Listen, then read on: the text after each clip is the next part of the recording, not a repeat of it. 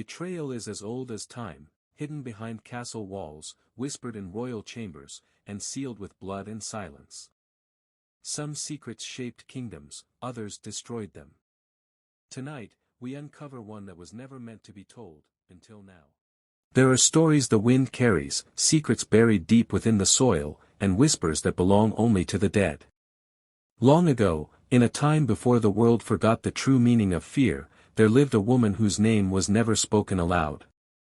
Not because she was a queen or a ruler, nor because she had won great battles, but because to utter her name was to invite the wrath of the unseen. Lysara. A woman of beauty, yes. But more than that, a woman of power. The villagers feared her, but they also sought her. For when the crops failed, it was her whispered words that brought the rains. When sickness spread, it was her potions that restored the breath of life.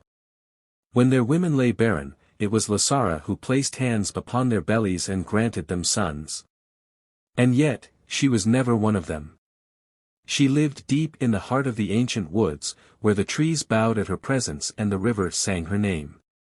Her hut, woven from the roots of the elder oaks, stood untouched by time, its walls whispering with enchantments no mortal man could break. She was not evil. But she was feared. And fear, when left to fester, breeds hatred.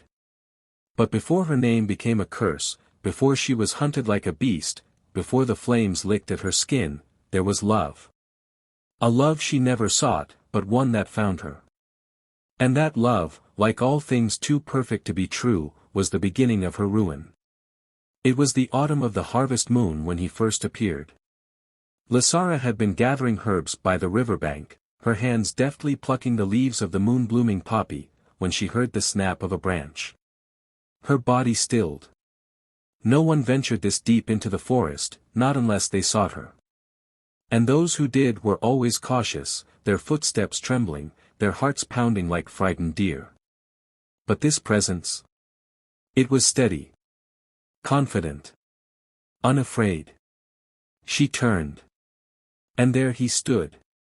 A man cloaked in shadows, the fading light catching the sharp angles of his face. His hair, thick and dark as the midnight sky, fell to his shoulders in wild waves. His eyes, piercing, unreadable, held none of the fear she had come to expect from men who laid eyes upon her. He was tall, broad-shouldered, and held himself like one who belonged to no one but the wind. A hunter, perhaps. Or a lost soul. For a moment, they only stared. And then he spoke. "You are the one they call the witch." It was not a question. Lysara tilted her head, amused. "And you are the one who wanders where no man dares. Tell me, do you not fear me?" The corner of his lips lifted into a smirk. Should I? She should have known then. She should have seen the deceit laced in his words, the careful manipulation hidden beneath the warmth of his gaze. But she had lived so long without affection, without companionship, that she let herself believe, just for a moment, that this was different. That he was different. And so, when he returned the next evening, she did not turn him away. Nor the night after. Or the one after that. His name was Edric. He was a hunter, or so he claimed, traveling between villages, selling pelts and hunting game for noblemen. His words were soft, his laughter warm, and though Lysara was no fool, she found herself drawn to him like the tide to the moon. He brought her things, small trinkets, wildflowers, a silver chain he claimed to have won in a game of dice. He spoke of the world beyond the woods, of the bustling villages, of the life she had never known. And then, he spoke of her. Of her beauty, her strength, the mystery in her eyes. He spoke of longing, of a life spent wandering alone, searching for something he did not know he needed, until he found her. For the first time in centuries, she felt seen. Desired. Loved. She let him touch her, let him press kisses against her throat, let him whisper promises that now, in the cruel clarity of hindsight, she knew were never meant to be kept. And when he told her he loved her, she believed him. Oh, how she believed him. It was a trap. A slow, carefully laid deception. Edric had never wandered into the woods by accident. He had come for her. For months, he had woven his web, entangling her in the silken threads of false love, making her trust, making her weaker. And when she was no longer watching, when she had let down the walls she had spent centuries fortifying, he struck. It was the night of the winter solstice. A night when magic was at its peak, when the veil between worlds thinned, and the power of witches surged like a river after the storm. She had stood in her hut, waiting for him, her heart thrumming in anticipation.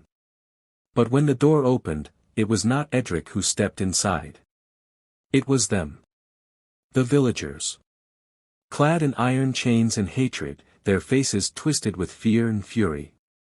And behind them, standing tall, standing proud, was Edric. His face was not that of a lover, but of a hunter who had finally caught his prey.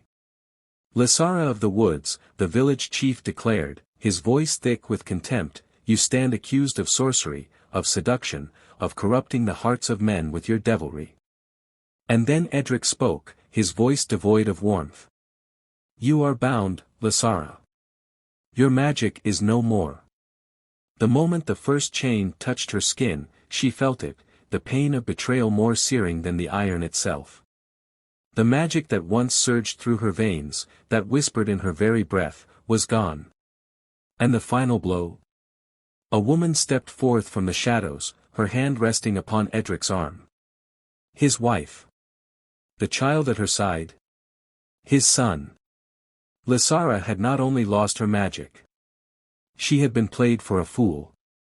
They burned her. Stripped her of her power, dragged her to the center of the village, and set her alight beneath the cursed oak. They thought it was over. They thought the screams that echoed through the night would be the last they ever heard from her. But time is cruel. And vengeance never dies. Seasons turned, years passed, but one night, when the sky bled red and the wind howled like a wounded beast, she came back. And with her, she brought death. The hunter would become the hunted. The deceiver would know true fear. And by dawn, the village would whisper only one name. Lysara. The witch who loved. The witch who burned. The witch who returned. The village had long forgotten her screams. Years had passed since Lysara's body was swallowed by fire, since her magic was stripped, since they laughed as her ashes were scattered into the wind. They believed she was gone. But they had forgotten one simple truth, a witch never truly dies. Not when her rage is stronger than death itself. And on a night when the moon bled red, when the wind carried the scent of something rotten, she returned. It began with whispers. Soft at first. A voice slithering through the trees, curling around the houses like smoke. Then, the air grew thick, suffocating. The cattle dropped dead in the fields, their eyes clouded with something dark, something unnatural. The wells turned black. Children woke screaming, claiming to see a woman standing at the edge of the village, her hair flowing like ink, her eyes glowing like embers. And then, one by one, they began to vanish. A farmer's wife went to fetch water and never returned. A man sharpening his blade looked up, and his own shadow swallowed him whole. The village priest was found with his mouth frozen in an eternal scream, his skin cracked as if something had drained the very life from within.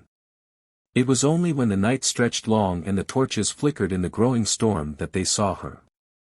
Standing in the village square. Unburned. Unbroken. And smiling. Lysara. The witch of the woods. But this was not the woman they had once bound in chains. This was something older. Darker. They ran. Of course, they ran. Men, women, children, all scrambling for safety that did not exist.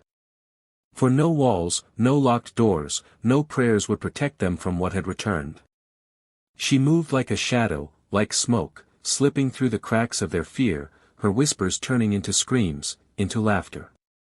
And the first name upon her lips? Edric. The man who had betrayed her. The man who had kissed her with honeyed lies and wrapped her in the chains of his deceit. He had built a life from his treachery. The village had made him chief, rewarded his heroism in ridding them of the wicked temptress. He lived in a grand house now, far from the filth of the commoners. He had power, wealth, but none of it would save him tonight. The moment he heard the screams, he knew what had come for him. Grabbing his sword, he rushed to his chambers, shaking his wife awake. "We need to go," he rasped. "Now." But before he could take another step, the door swung open. And there she stood. A thing no longer bound by flesh or mercy.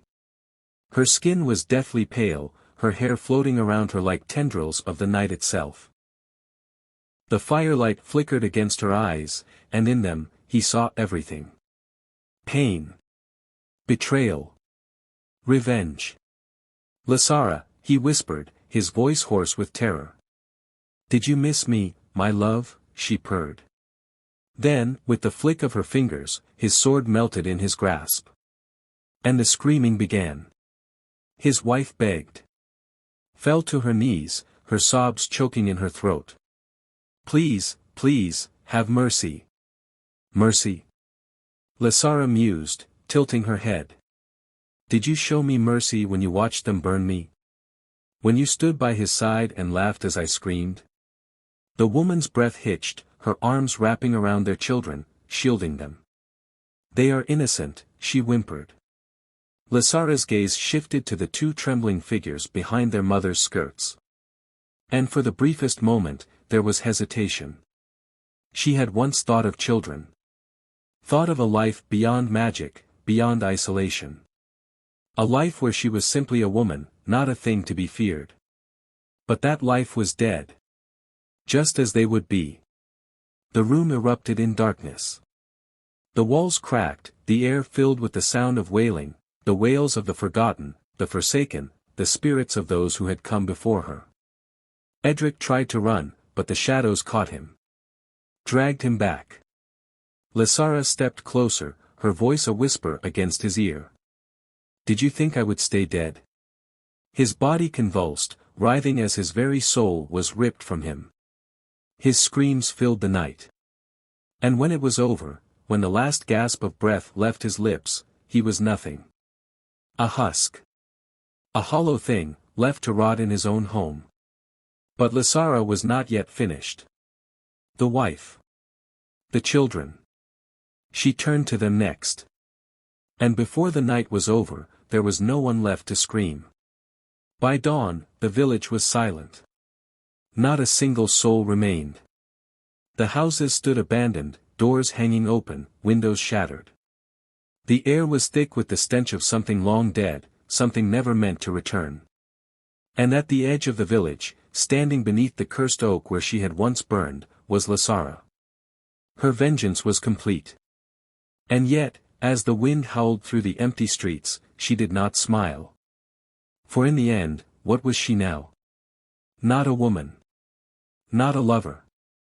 Not even a witch. Just a monster born of their cruelty. She turned toward the forest, toward the shadows that would forever be her home. And as she walked, the earth whispered her name once more. Not as a curse. But as a legend. Lasara. The witch who loved. The witch who burned. The witch who returned. The village never recovered. For years, travelers who passed through spoke of a silence too heavy, as if the land itself mourned. The wind never whispered, the trees never swayed, it was a place abandoned by life itself. Some claimed to have seen her. A woman standing beneath the old oak, her black hair flowing like ink, her eyes like embers in the dark. They say if you listen closely, you can hear her whisper your name. If you step too close, the shadows will reach for you. And if you dare to speak her name at midnight, she will come. But not as a lover. Not as a woman. As something far worse. A specter of vengeance. A ghost of a past that refuses to be buried. And now, a question for you. Tell me, do you believe in curses? Do you believe that a love so betrayed can stain the earth itself? Because some say that Lasara's story is not over. That her rage still lingers. That she still watches. Listening. Waiting. And maybe, just maybe, she's listening to you right now. If you found this tale unsettling, haunting, or even thrilling, don't forget to like, subscribe, and share. Because the more who speak of her,